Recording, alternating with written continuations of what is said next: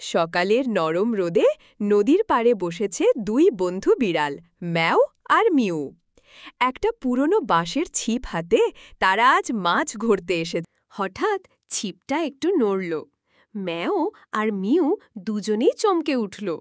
এইবার পাঙাশ বলে দুজনে একসাথে ছিপ টানতে লাগল। কিন্তু ওমা, উঠল কি একটা পুরনো কাদামাখা স্যান্ডেল!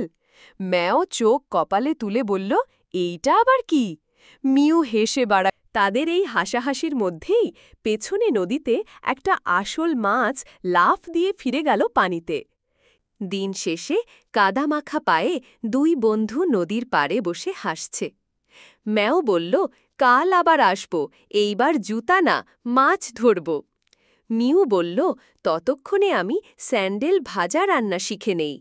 হাসি আর বন্ধুত্বে ভরা ম্যাও আর মিউর দিন কেটে যায় ঠিক এভাবেই।